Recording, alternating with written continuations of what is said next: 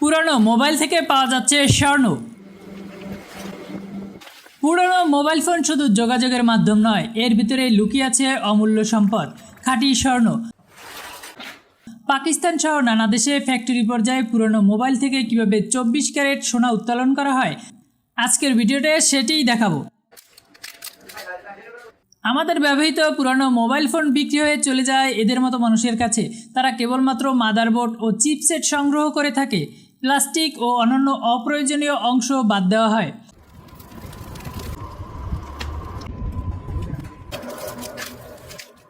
সংগ্রহ করা হয় মাদারবোর্ডগুলোকে প্রচণ্ড আগুনে পোড়ানো হয়। এতে প্লাস্টিক ও ফাইবার অংশ ছাইয়ে পরিণত হয়, আর থেকে যায় ধাতব গুঁড়া ও মূল্যবান উপাদান।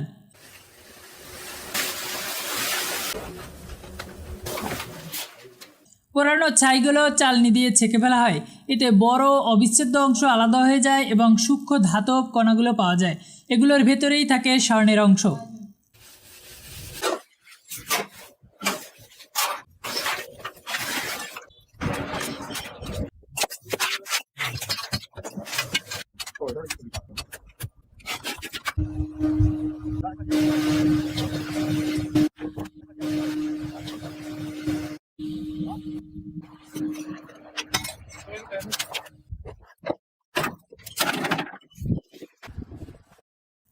এরপর কাদা ও মাটির তৈরি ছাঁচে এসব ধাতব কণাগুলোকে গলানো হয়।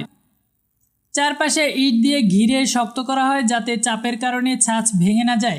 কয়লা জ্বালিয়ে ফ্যান দিয়ে প্রচণ্ড বাতাস দেওয়া হয় যাতে আগুনের তাপমাত্রা খুব বেশি হয়। গরমে ধাতব কণাগুলো তরল আকারে ধারণ করে। তরল ধাতুকে ছাঁচে ঢেলে শক্ত করা হয়।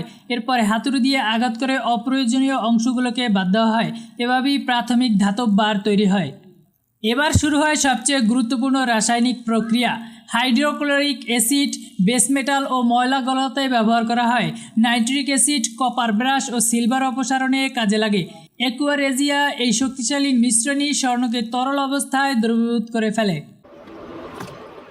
অ্যাসিডে দ্রবীভূত তরলকে ছেঁকে ফেলা হয়।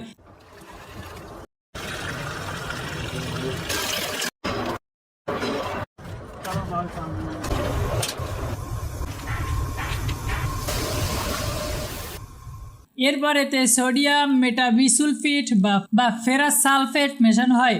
এই রাসায়নিক স্বর্ণকে আলাদা করে সূক্ষ্ম গুঁড়োর মতো করে ফেলে। আলাদা করা স্বর্ণের গুঁড়োকে ফার্নেসে প্রচণ্ড তাপে গলানো হয়। ছোট ছোট মেডিসিন পাউডার যোগ করা হয় যাতে স্বর্ণ আরও বেশি বিশুদ্ধ হয়।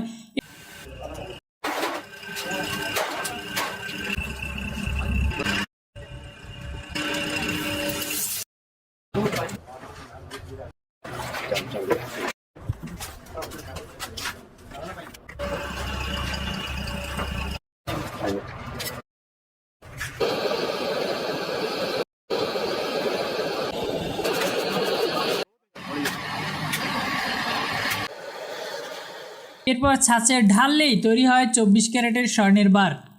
এভাবে পুরনো মোবাইল ফোনের মাদারবোর্ড থেকে শুরু করে কঠিন অ্যাসিড প্রসেস, পুড়িয়ে ছাকা, গলানো এবং পুনরায় ফিল্টার করার মাধ্যমে তৈরি হয় খাঁটি সোনার বার।